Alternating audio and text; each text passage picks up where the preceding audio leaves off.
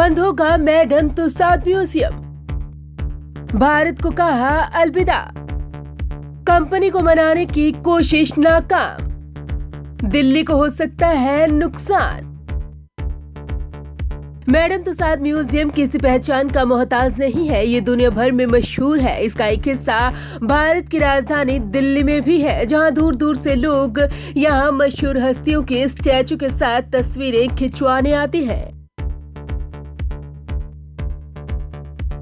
लेकिन अब इस म्यूजियम को देखने वालों के लिए एक बुरी खबर है। दरअसल अब ये म्यूजियम भारत को अलविदा कहने जा रहा है। भारत को अलविदा कहने की वजह, दिल्ली के कनॉट प्लेस में दुनिया भर की बड़ी हस्तियों के वैक्स स्टैचू को एक हाल में समेटे मैडम तुसाद म्यूजियम दिल्ली वालों और दिल्ली घूमने आने वालों के लिए हमेशा से एक खूबसूरत जगह रही है। लेकिन मार्च में लॉकडाउन लगने के बाद से ही यहां आने वाले पर्यटकों में कमी देखने को मिली। लॉकडाउन के बाद जब अनलॉक हुआ तब भी इस म्यूजियम में आने वालों की संख्या बहुत कम हो गई। इसके बाद यूके स्थित कंपनी मार्लिन एंटरटेनमेंट, जो मैडम तुसाद की पेरेंट कंपनी है, उसने देश से मैडम तुसाद म्यूजियम को हमेशा के लिए बंद करने का फैसला किया है।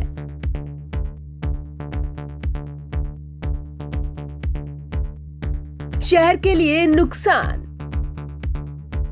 टूर के मालिक का कहना है कि मैडम तुसाद का दिल्ली से जाना शहर के लिए बड़ा नुकसान है। ये म्यूजियम यहाँ के कुछ सबसे बेहतरीन पर्यटक स्थलों में से एक था।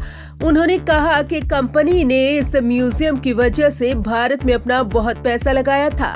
कंपनी के भारत से जाने के बाद ये सारा पैसा भी चला जाएगा। कोविड की वजह से कंपनी को बहुत नुकसान हुआ।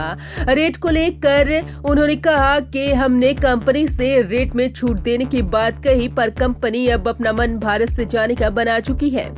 उन्होंने कहा कि मैडम तुसाद का जाना कनॉट प्लेस को सूना कर देगा और उन लोगों के लिए काफी दुखदाई होगा जो अपने पसंदीदा सेलिब्रिटीज के साथ यहाँ आकर सेल्फी लेते थे। इस म्यूजियम में प्रधानमंत्री नरेंद्र मोदी, सलमान खान, अमिताभ बच्चन, माइकल जैक्सन और कई बड़ी हस्तियों की वैक्स स्टैचू लगी है। रखरखाव का खर्च महंगा। मैडम तुसाद रीगल बिल्डिंग में 2 मंजिल में किराए पर चल रहा था। कंपनी के पीछे हटने की वजह आर्थिक तंगी को माना जा रहा है। बताया जा रहा है कि मंदी के दौर में भी पुतलों के रखरखाव पर भारी खर्च आ रहा था। मोम के पुतले होने के कारण पूरे म्यूजियम को एक निश्चित तापमान पर रखा जाता था। इसके लिए एयर कंडीशनर के इंतजाम किए गए थे ताकि ये पुतले पिघले नहीं। मोम के पुतले के बाल, त्वचा और कपड़ों का ध्यान रखा जा रहा था।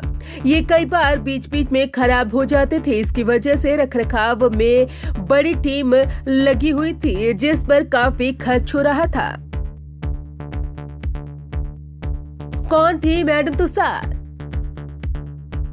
क्या आपको पता है कि मैडम तुसाद कौन थी? हम आपको बताते हैं कि इन पुतलों के पीछे की पूरी कहानी क्या है। मैडम तुसाद का पूरा नाम मेरी गोज़ोल्स तुसाद था। इनका जन्म 1 दिसंबर 1761 को स्टारबक्स में हुआ था। मैडम तुसाद के पिता एक सिपाही थे जो उनके जन्म के 2 महीने पहले ही 7 डेज वॉर में मारे गए थे। मैडम तुसाद को उनकी मां ने पाला। इस दौरान मैडम की मां को एक फेमस डॉक्टर कार्टियस के घर पर नौकरी मिली। डॉक्टर कार्टियस को मोम की मूर्तियां बनाने में महारत हासिल थी। उस वक्त अस्पतालों में भी प्रैक्टिस के लिए मोम की मूर्तियों का यूज किया जाता था। उस समय जो मूर्तियां इंसान की तरह लगती थी, उन्हें मैडम तुसाद के म्यूजियम में रखा जाने लगा।